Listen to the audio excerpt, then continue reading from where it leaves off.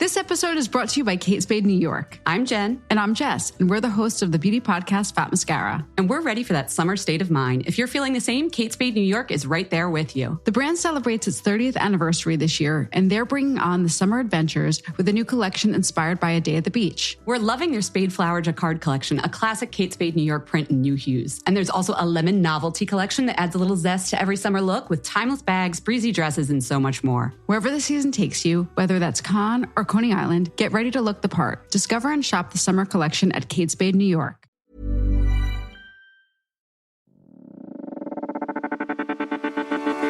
This is a Lip Media podcast.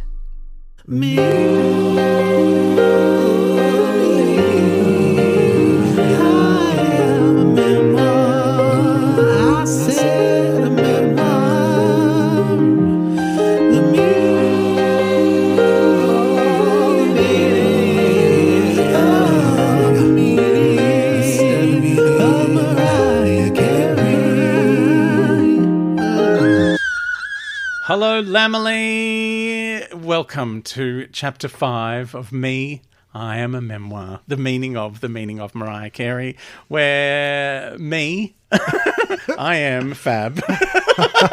And me, I am Posh. Yes. Phillip Lee Curtis.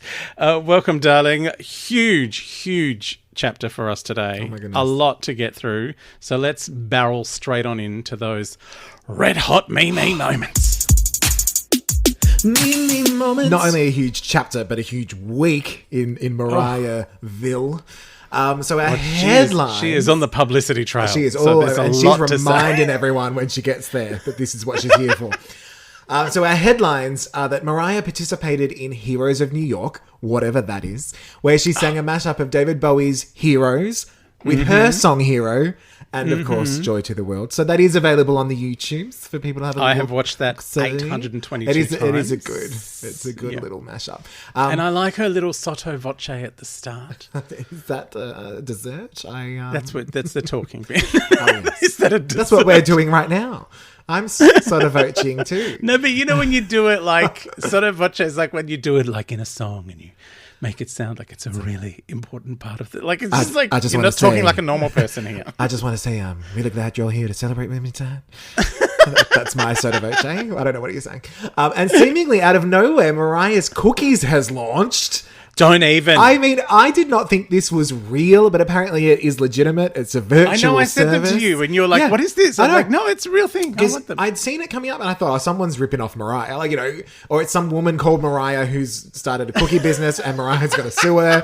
But no, it is legitimate. But there's not been a whole lot of the cookies mentioned on Mariah's socials. So that's why I was a little bit like, is it real? But it does apparently seem that way, and you can order them online if you're in the US. They're not available in shops. Look, I had a look. I'm skipping ahead to a future episode, but I had a look at the credits of a particular television series episode this week.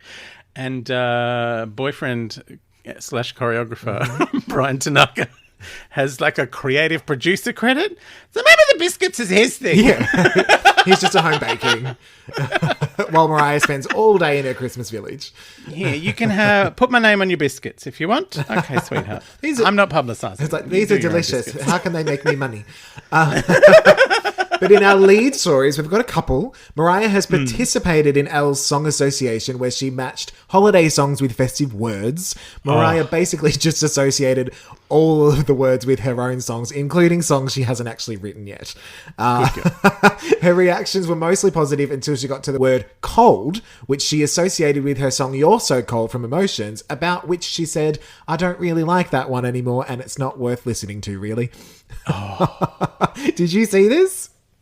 I did. I was like, oh, she doesn't like that one anymore. Was that something that she was forced to put it on? No, I think, you know what I secretly think it is? There's a lot of lower register in You're So Cold. And she does not have as much control over that part of her voice. I love that we're leaning in. I know. Well, I don't want her to hear. No. Or the rest of the lamb. They'll come for me. They'll kill you. I'm surprised they haven't already. I love waiting her. to dig heads. You know I love her, but the lower register is something she has lost control of in her later years. And she can't go quite that deep. Sucks when you can't go that deep. You know, I get the impression that there were 20 songs for Emotions that weren't allowed to be on Emotions, and so she started putting things on there she hated. She's like, all right, fine, I'll put that on there. Yeah, I hate that song. I'm going to do that 3 times. And the other little lead story is that Mariah appeared with some Aussie press on Sunrise, speaking to her mate Eddie. And of course, like all of her press at the moment, she delved straight in there to remind everyone she has a book out and an audiobook and a Christmas special and the rarities. And she just, I have everything and please buy all of it and enjoy it. Festive. But the main tidbits that came from this interview were that in March, Mariah was very concerned that with all the panic buying, people would be buying the Christmas decorations. That was her number one concern. Please don't buy the Christmas decorations. What on earth will I do? She was also very careful with all of the COVID restrictions and things, making sure everything was clean. Even spraying down her treadmill, which I assume once she'd sprayed down, she just looked at. She runs on it in heels. Nice? You know she does the treadmill in heels. Nice? She goes through 3 belts a week with those heels. Heaven. But the biggest bit of news, and I think us and the Lamleys should follow suit, is that Mariah will be making on Christmas Eve her father's elegant fresh linguine with clam liquor. With clam liquor. Parmesan. No parmesan. No parmesan nuts is allowed. I did see that that's what she was going to make. I was very excited. And now we need the recipe. She should have included it in the book, like that time Shannon Doherty wrote a book and put recipes in it. I would write a recipe book yesterday if I could. Oh, delicious. It would all be macaroni and cheese. With parmesan or no parmesan? Sometimes you can have parmesan. I have 82 recipes for mac and cheese. Oh my God. Oh, and I think that brings us to the end of Me Moments. How about a recap?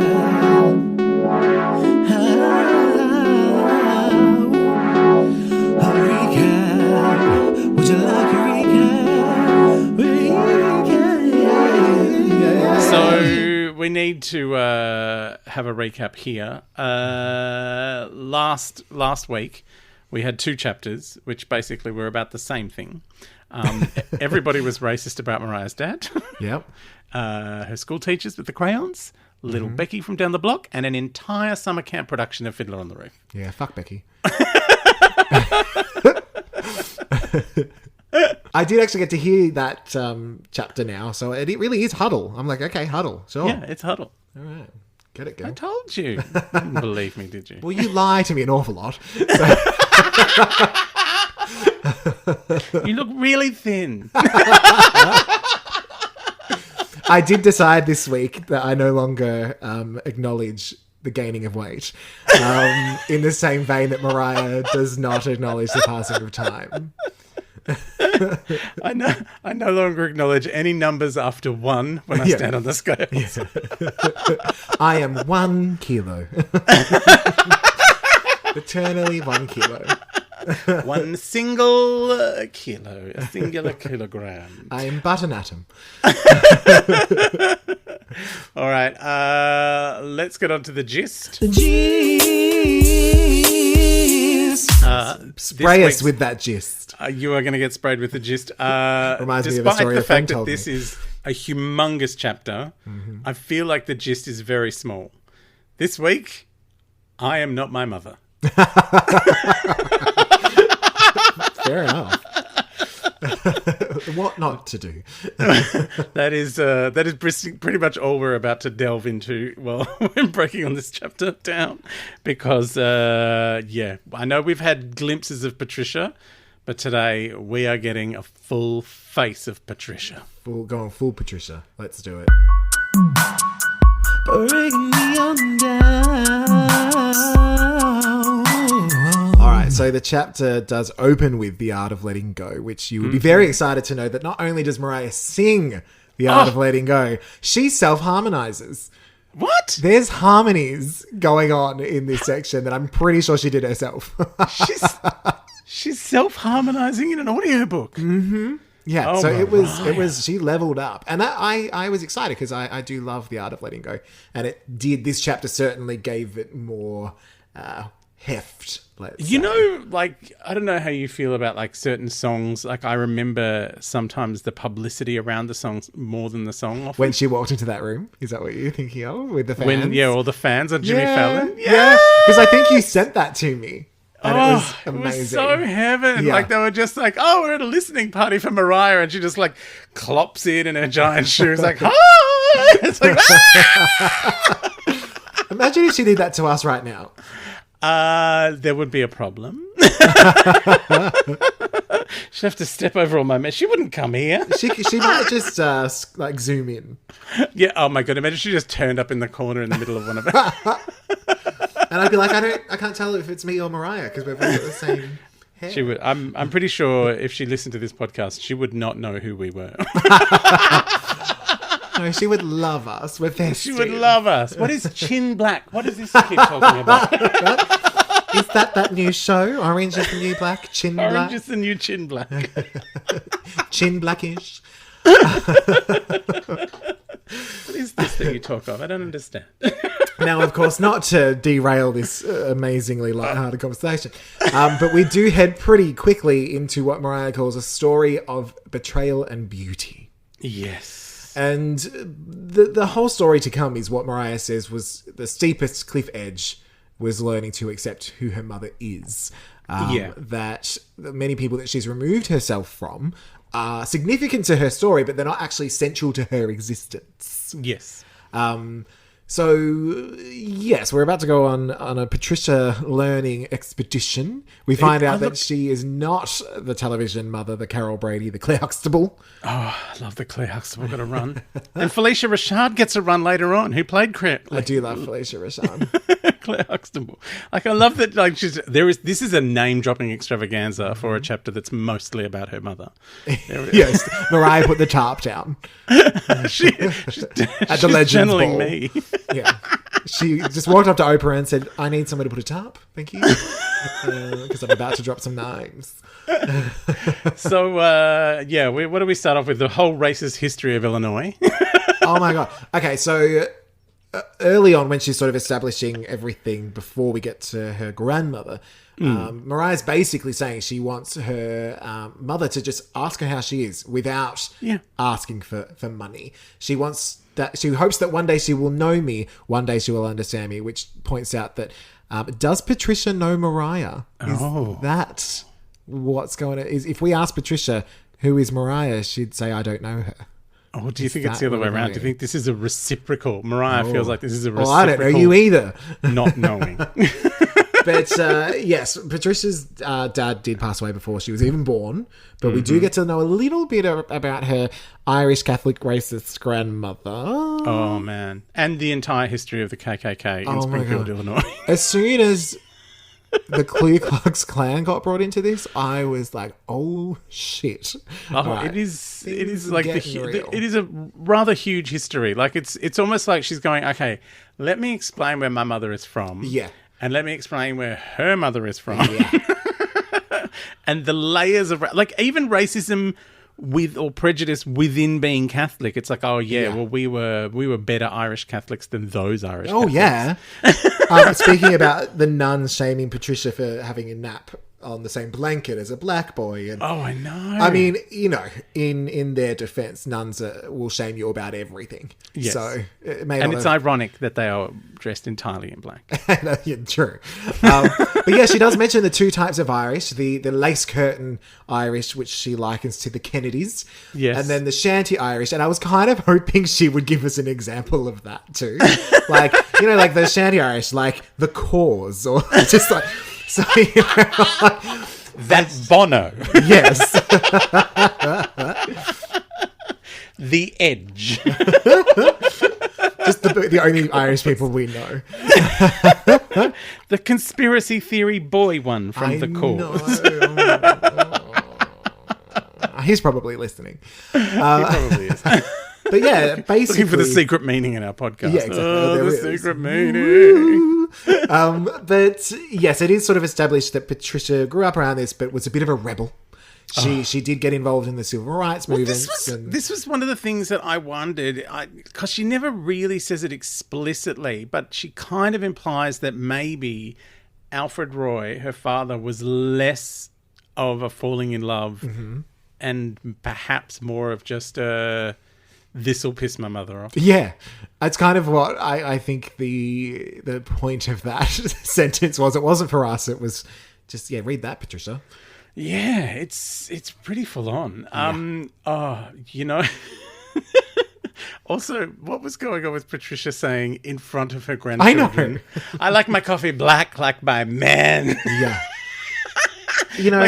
Sometimes I think the campness of Mariah didn't only come from the gunkles. No.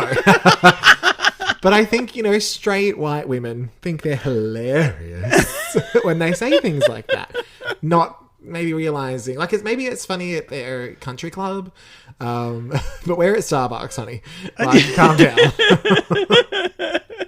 Also, it's American coffee. It's yes, not worth writing home about.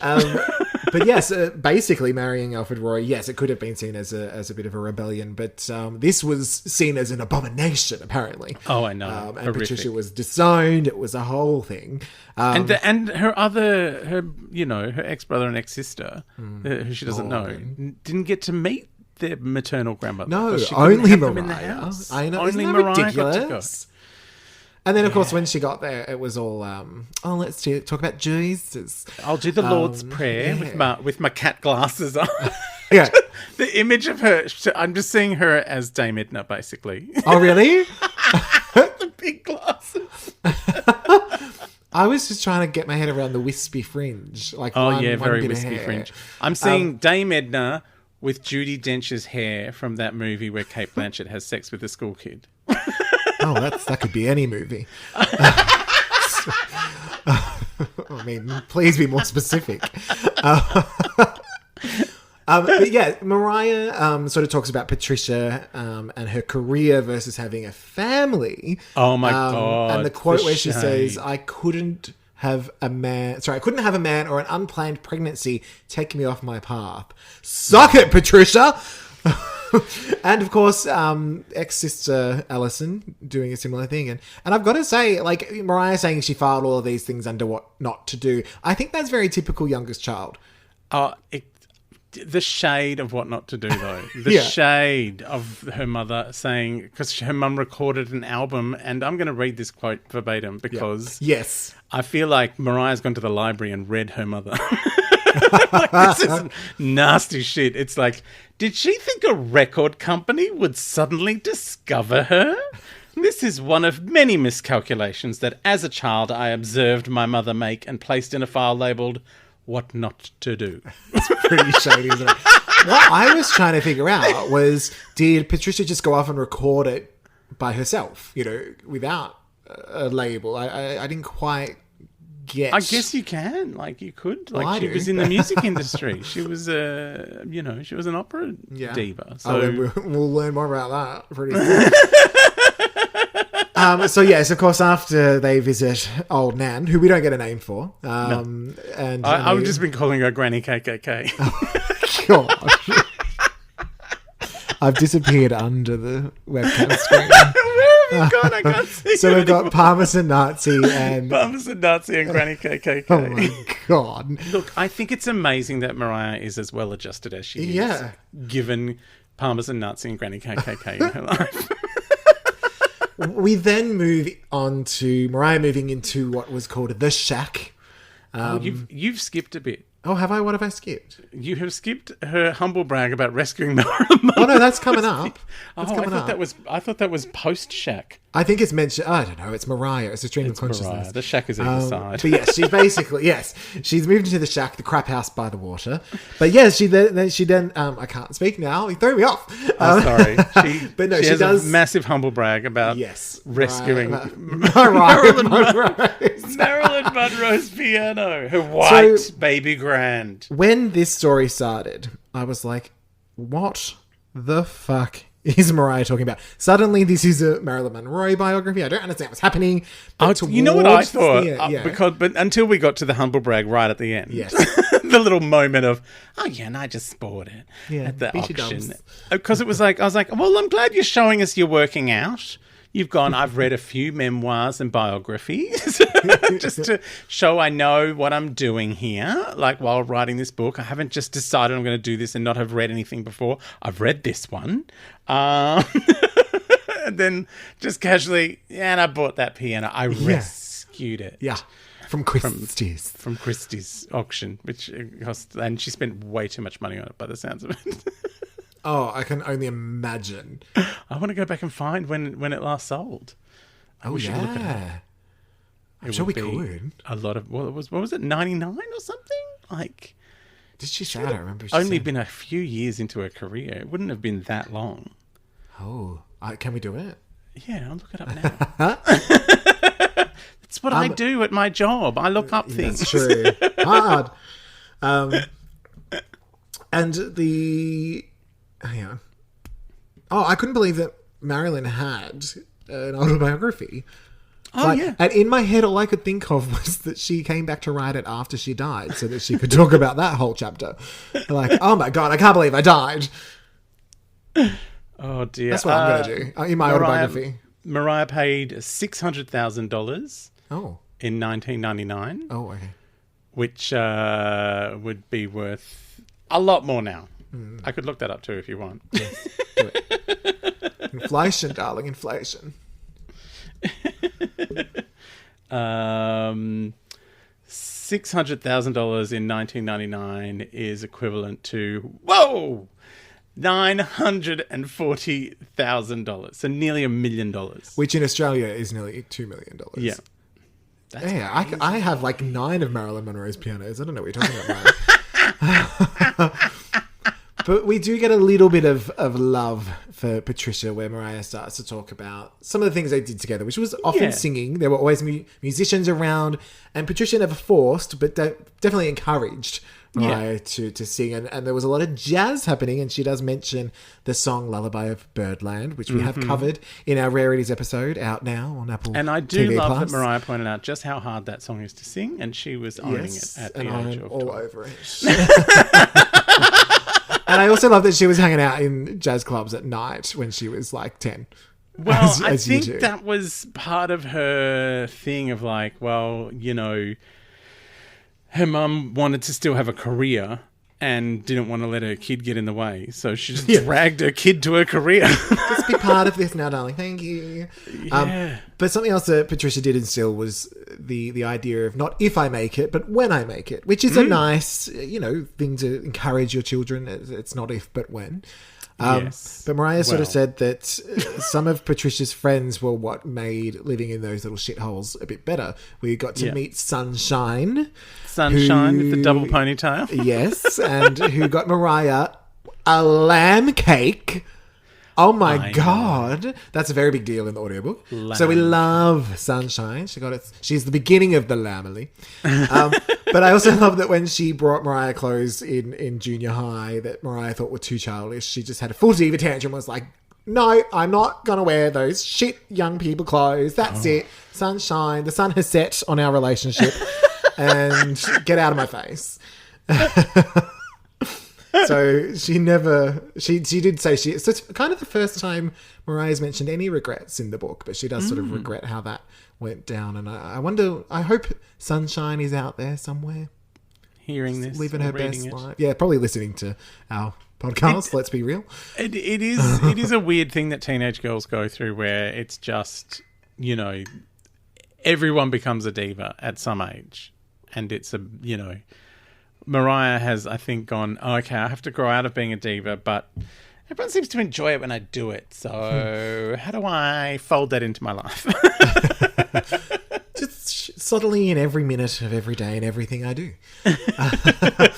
Now, we do get to a particularly difficult section where we start talking about Patricia's men.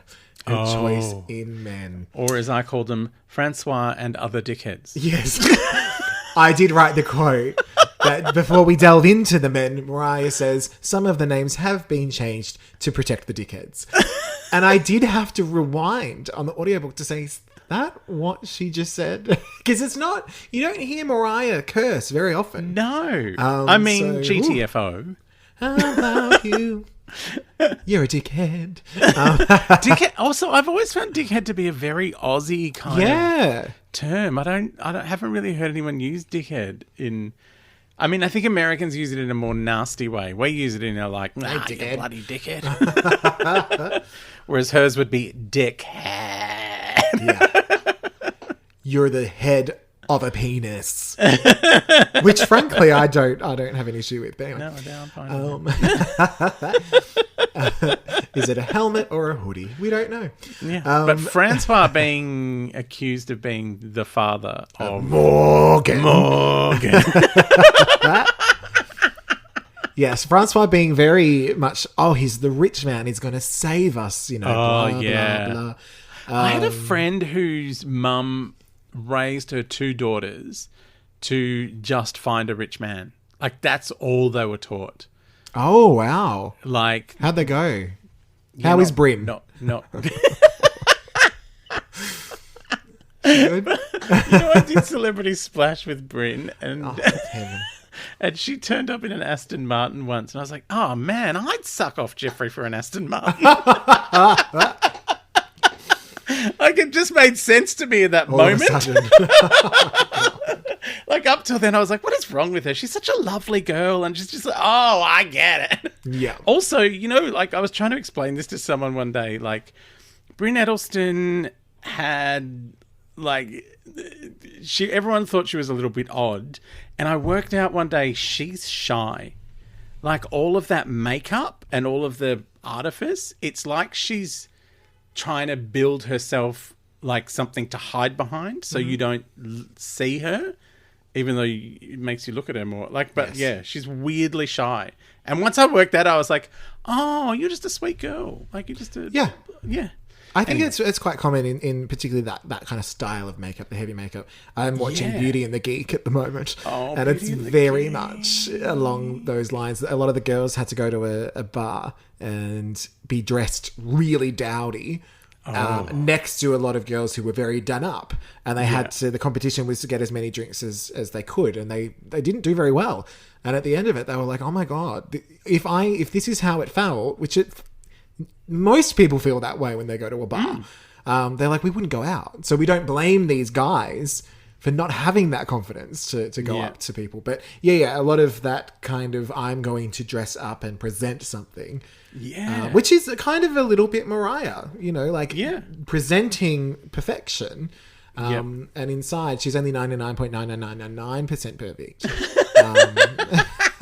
Well, I think a lot of what's to come in this chapter sums up the almost insane drive that she has. Yes. But yes, let's barrel on. Back where to Francois, shall we? Francois and the dickheads. So yes, so the rich guy coming back into their life after the divorce, and Mariah was all excited. They were like, he's going to be amazing. I'm going to be so nice. And then him walking in and just basically treating Mariah like shit, demanding to see his quote-unquote son, which if you actually look at a picture of Alfred Rory and Morgan, you will see he is clearly his son. Yeah. Like, Morgan. I don't even understand. And then she does say that even in the chapter. She's like, he has all of his features. Like, he looks nothing like Francois. Yeah, Francois. Although actually... Francois' hole. If Francois is still alive, I will marry him for an Aston Martin. Then we had a brief mention of Leroy, who promised to protect them from Morgan with a gun. No. Morgan is still a child probably at this point. Like, he's a teenager, but still, no need for packing heat. No, I've got this. I'll just shoot everyone. It's fine. No. But that brings us to Henry, which this was an interesting one because Mariah described him as being quite nice. He loved to garden, particularly plants that were not necessarily legal at the time. And of course, he sort of gave Mariah a little bit of that stability that she was yearning for. She talks about Morris the cat. Morris the cat. Stole from him. That's exactly what I wrote. I said, got Mariah a cat, but she liked his better, so she stole it and called it Morris. Yes. But he paid for her to go to summer camp, the performing arts. And she spent a lot of her special time on the swing over the garbage heap. Yes. Which apparently she says she recreated in the Vision of Love video. Sans the garbage. Sans garbage. She wanted it to be honest, but not bleak. darling. But I went and looked at the video. I was like, what? I didn't quite get. It's just in this. The There's metaphor. like there's a swing. Is there a swing? Maybe I missed it. I was too busy looking at her hair. It's like a brief moment, but there's there's a swing. Mostly it's her standing in the big window. Yes. Yes. I thought maybe she's gotten herself confused with her own self. No, you've got to watch the full length, unexpurgated. There's the swing. It's like one of those rope swing things. Yeah, I do love a rope swing. I was just thinking of Always Be My Baby. There's a more prominent swing. That is a very prominent swing. We love a prominent swing. Me, I am a prominent swing. Now, of course, this all seemed quite lovely until one day Patricia said, we can't stay here anymore. And Mariah walked in to see Henry holding a shotgun, double-barreled, in his hand, saying he wouldn't leave them. He'd chop them up. Sorry, he wouldn't let them leave. He'd chop them up and put them in the refrigerator so they couldn't leave. Yeah. Healthy male attitude towards women leaving. My concern was this might be one of the worst things that happened in Mariah's life, and I'm not sure she sees it that way. Based on what we've been told so far, that obviously the violence and the racism is quite in there, quite deep. But we've not had a shotgun. You know the most horrifying part of this, and possibly, you know, like a lot of this chapter is quite damning of Patricia. And last chapter we had Patricia waiting for Becky to freak out about the dad and then drive off again. Patricia, they're going, I forgot Morris, the cat. And she's like, okay, go back in. Careful. My note of that was Mariah was like, I'm not going anywhere without my cat, and went back inside. And Patricia was like, yeah, cool, babes, pack me a bag, will ya? But it's true. It's like, what on earth are you doing? Like, just careful. Like, that's not... Yeah, just watch out. You know, he's got a shotgun get accidentally and just shot by the gun. He was going to chop you up and put you in the fridge. Yeah. Like, don't let her go back in and get the cat. I know. Oh, all right. Is there part of Patricia going, if I get rid of this kid, maybe things will be... Probably. Get that album going. Get that album going. Oh, God. The record company will finally see me. Shade.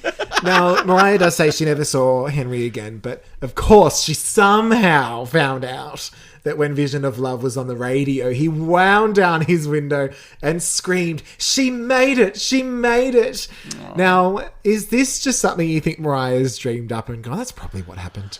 I would love to think it was, but I kind of suspect because she was like, because she talks about living in all these big houses like down the back. So Henry worked for a larger estate, and they were living in a small little house. So maybe she has somewhere in her travels met someone who lived in the big house. Sure. And said, "Oh, were you that little kid with Henry? Oh, yes, that's right, because he said the other day, he said he was screaming out the window. You know." Or someone's told her that story to make her feel better about herself instead of the fact that... It's a fun story. Henry ended it all after they left. He's in the fridge. He had the shotgun ready to go. Now, speaking of big houses, Mariah does mention watching Mommie Dearest and wanting Jane Crawford's house. I love that that's what she got from that movie. Oh, that's a nice house. Don't even. The plastic on the furniture in that house is one of my favourite things in the entire world. Just makes me think of Sylvia Fine. So the plastic on the furniture, moisturising her elbows, putting her face in ice water. But what a lovely house. What a lovely house. Oh, sure, she beat her children with a coat hanger. But what a lovely house. But you know what? Maybe what Mariah was going through, she thought, well, I'm already kind of going through that shit. At least I'd have a nice fucking house. I'd have a nice house. Have you seen, like, I love Mommie Dearest, but it's ridiculous. Oh my God, when she's playing her own daughter in the soap opera. It sounds like a Moira Rose reference. Have you seen it, Mommie Dearest? Not for a long time. Oh, so good. But the Feud miniseries where Jessica Lange plays. I've got Joan it, Crawford. but I've not watched it yet. Again, so many glorious moments of shade and plastic on the furniture. Good. Yes.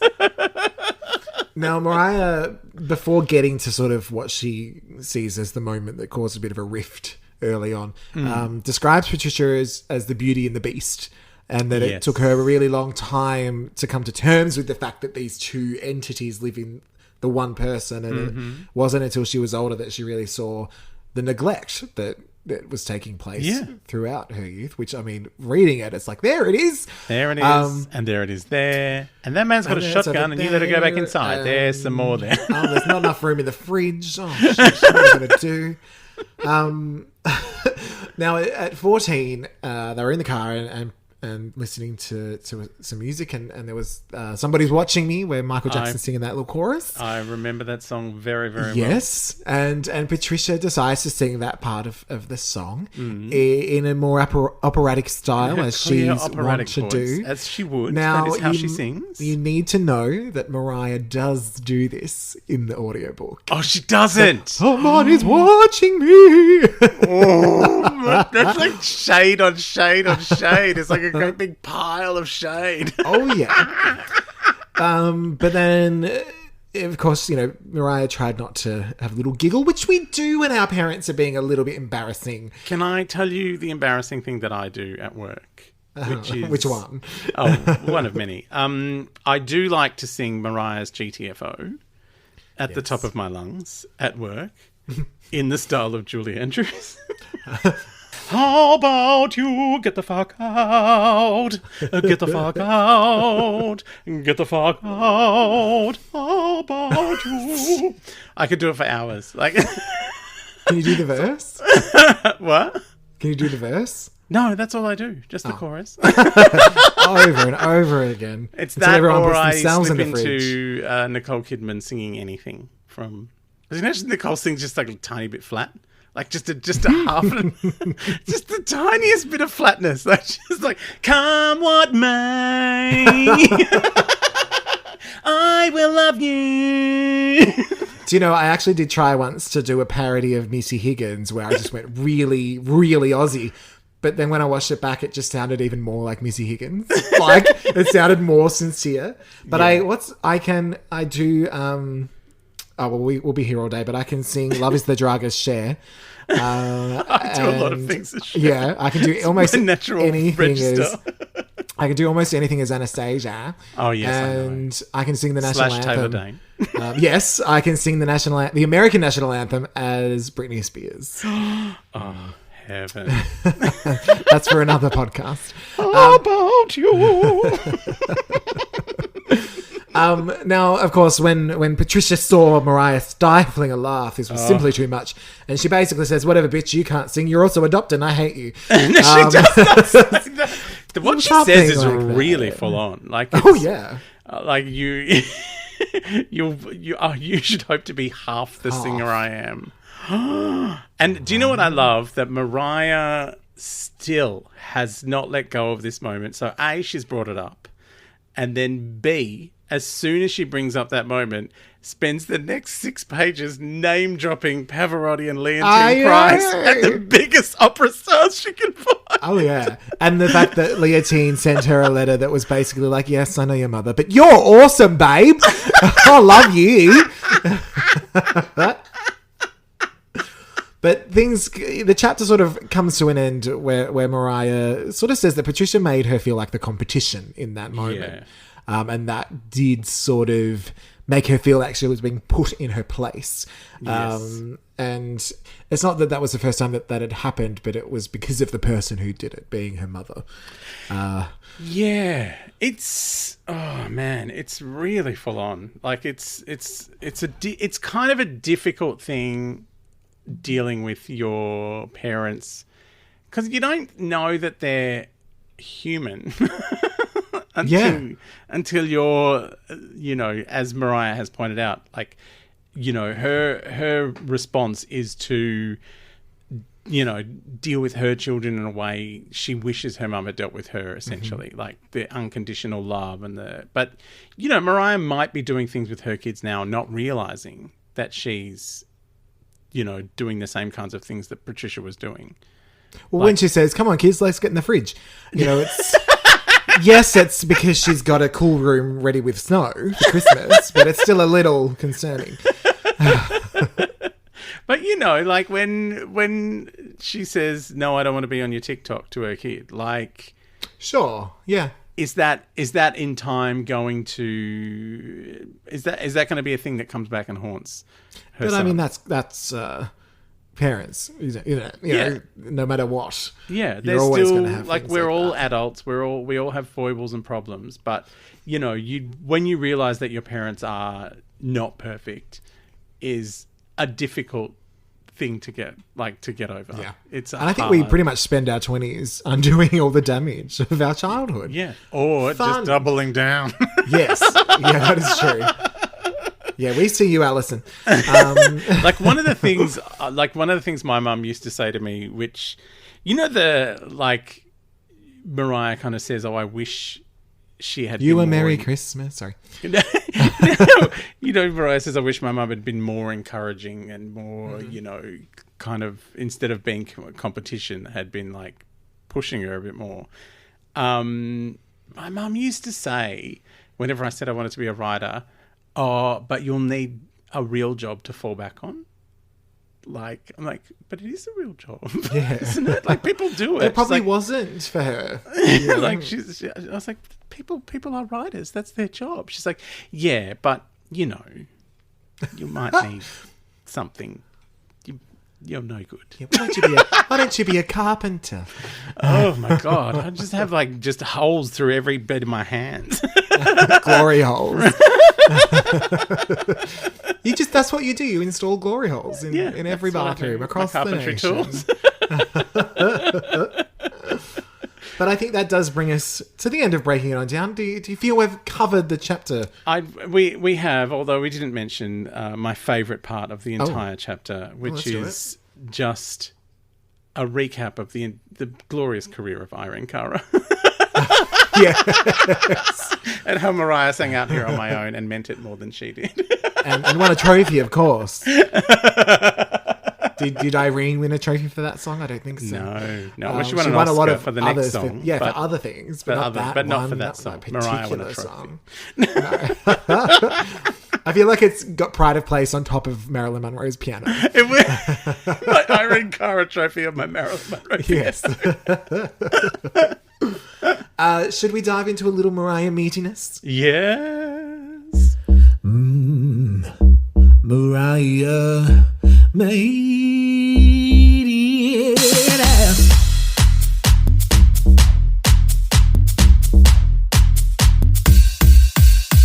Now, last week we did 2 chapters, Colouring Outside the Lines and Huddle. For Colouring Outside the Lines, I gave that a 7, as did Fab. And the Lamley, of course, gave that infinity, because why wouldn't they? Why wouldn't they? And for Huddle, I gave that an 8, as did Fab. We were in sync last week. And the Lamley also gave that infinity with a huge voting pool of 1. When did you put that online? Like 2 minutes ago. No, one of them I did during the week. No, the other one I did last night. But no, we've obviously, they're a Lamley listening, but obviously not big Twitter fans. Well, and it's the only place I seem to be able to figure out how to do a bloody poll. Now, for Light of My Life, what Mariah meatiness score have you given this chapter? Look, there's a lot of Mariah in this chapter. There's a lot of name dropping. She's rescued a piano. She loves Mummy. Like, there's so much. There's a lot. I think I'm going to go to infinity. You're going to infinity? I'm going to infinity for the first time. Is it my first time? No, you've done it before. I've done infinity before. What am You did it for the Gunkles. Oh, the Gunkles, of course. How could you forget? As soon as Mommie Dearest came up, I'm like, Yeah. infinity! Yeah. I do have to say that I am very much in agreement, and I will be giving my first number 1 to infinity to this chapter. Well, she almost lost me when she started rambling about Marilyn Monroe's piano, but once she brought it back going, but P.S. I have it. I bought it. It came back. But I agree. I mean, Mommie Dearest, the KKK, we've got the Lord's Prayer, like we've got Granny people being KKK chopped up in cat fridges. glasses. I love it. Everything happened in The this. swing on the shit chapter. pile. This is like a whole book in and of itself, this Oh chapter. my goodness. I was scared to tackle it and how to write notes about it because, I mean, yes, we've had some quite serious themes in previous chapters. And there's some definitely quite serious things in this. Yes. But I think the scope of it was sort of like, I felt like for Morgan and Alfred Roy in particular, stories were sprinkled throughout chapters a little bit. We did get little bits of them in other episodes. I don't know. Yeah. But this is our first big Patricia moment. Yeah, up until now, Patricia was just the opera singer. The opera singer who waited for Becky to freak out. Yeah. And I'm now waiting to see if we're going to get a little Alison action in the next chapter or so. The next chapter, Dandelion Tea, I believe Dandelion is Alison's nickname. Heaven. So all over it. I'm fairly sure. Okay. Well, see, I didn't know that, so I'm very excited. Yeah. Let's hit up the remix. It's the remix. The remix. Now, if you were Mariah or indeed someone else in this chapter, what would you have done differently? Well, it's too hard to... I know I keep saying this all the time, but it's too hard to extricate the positive things that come out of negative situations. Sure. Yeah. It's like you go, well, if you remixed this, would we still have the Mariah we have? Just assume for this purpose, yes.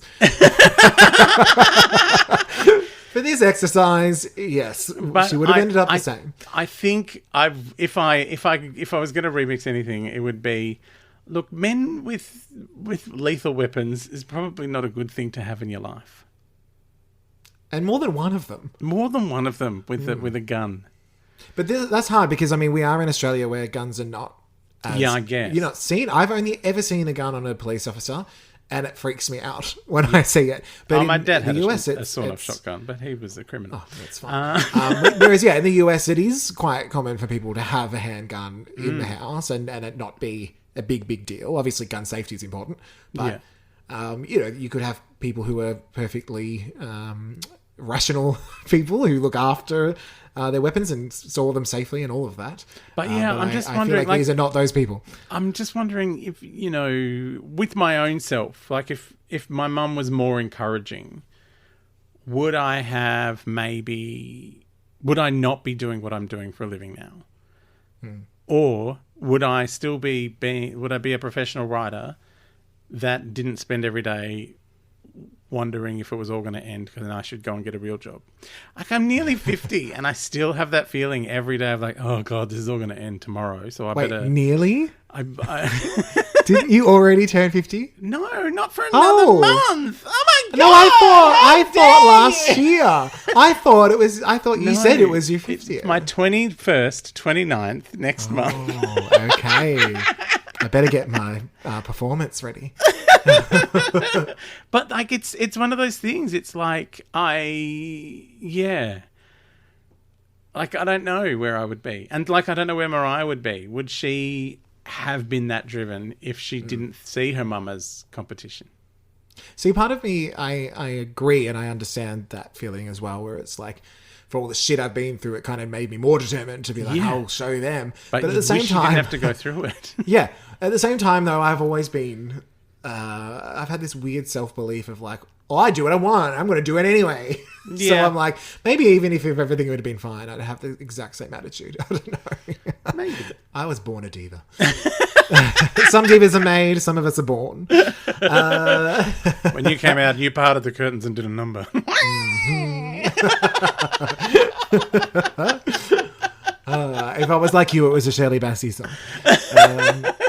Yeah, no, that used to be like one of my oldest bits of stand-up when I first started. I remember. It's hard to... you can't come out of the closet when you're poor because, when you don't have a closet, you only got a clothes rack.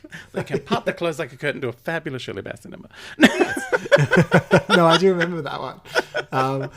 Now, so my remix, similar to yours, is basically if I was Patricia, I probably would have either stopped Mariah from going into the house or said, you know what, darling, I'll get the cat. I'll get the cat. Yes. Oh my God. But more on the lighter note, if I was Mariah, I would have sent Patricia a framed copy of Leontine Price's letter. No note, just a casual frame arriving on your doorstep. Here you go, Mum. put that up in the good room. Plus, also, what a own your mother moment of like, anyway, Pavarotti sang my song. Yeah. And someone more successful than my mother with the same vocal coach really likes me. Now, how about a little bit of Can Take That Away? Mariah's lesson. Can take that away.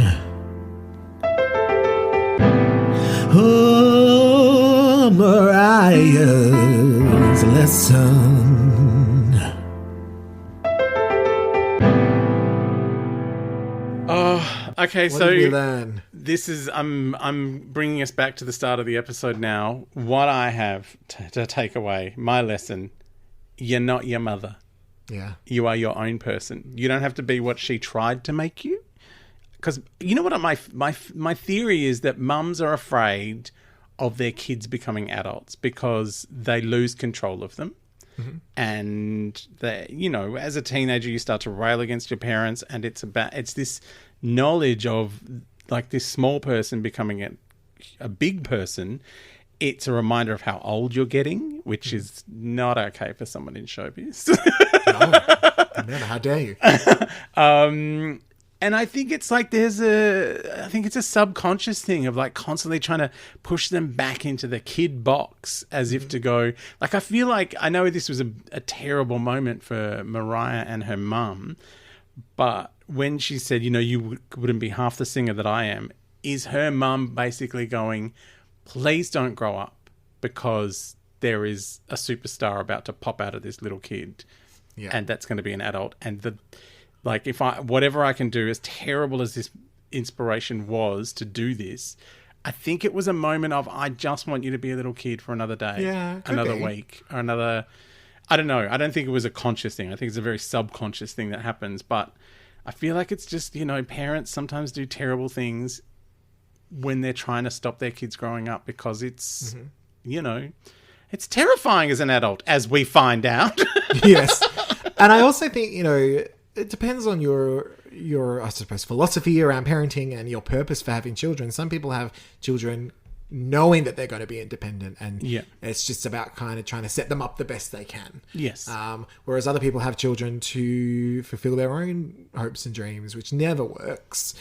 As can be seen many times over in history. Oh, and also, I know we've brought them up a couple of times, but Patricia has clearly failed twice already in parenting. Mm. And this is her third go around. Says us, the expert parents. But no, like they neither of them seem to want to live with her. Like they much prefer living with their dad or being independent. Yeah. And yeah, you just have to wonder, well, is she, trying to keep Mariah as a kid? Because the other two were bad adults. I can't do it. I can't fuck up again. So my lesson, the real lesson of the whole story is just to not let people put you down, really. Yeah. But if you want to buy Marilyn Monroe's piano, you go ahead and do it. But I also think that it's also that people in relationships can be more than one thing. Yes. So that, someone in your life, it may be both good and bad for you. It's sort of one thing to remove someone who is just violent or dismissive of you and your hopes and dreams, but it's much tougher when it's someone who is really important to you, who created you. And so how can the person who is sort of the most reckless in my life and sort of set me up for these not so great situations also be kind of the most important person to me, and how do I reconcile that? And I don't know if there is an answer, but I think that's the lesson, that maybe there isn't an answer. It's just about, well, how do I come to terms with this the beauty and the beast, as she said. Yeah. So that's my little lesson. We've taken away a lot from this episode. So much. Can take all of it away. Especially the cat. Now, I dare broach the subject of the I don't know hers. Oh, there's such a list. list. Have a list. Who do we not know? For me, I don't think we know Patricia's mother. I think she's a no-no. Oh, Granny KKK. We don't know. Granny KK. We don't know her. We certainly don't know any of Patricia's boyfriends, even the one that Mariah says is good. Francois, the dickheads, and Henry with the shotgun. Don't know them. Don't know them. Leroy and his pistol. Don't know him. Patricia may not know Mariah, but I think we know a little more about Patricia now. I think we do know a lot about Patricia now. I mean, It's not I feel like I don't know her. Yeah. I don't know. It's almost like I don't know all of her. Yeah. You know, it's complicated, and maybe there'll be more to come on this. And the other thing I love that Mariah is constantly editing her past in, like, I feel like this book is just her putting the things back in that she's taken out, like the Vision of Love swing, and going, oh yeah, I did that's what it looked like, but without the garbage dump. Yes, yeah. And here is the book. She's like, there was a garbage dump there. Yeah. It stank, but I sat on that swing anyway, and I loved it. With my cat. It's true, filling in the gaps. At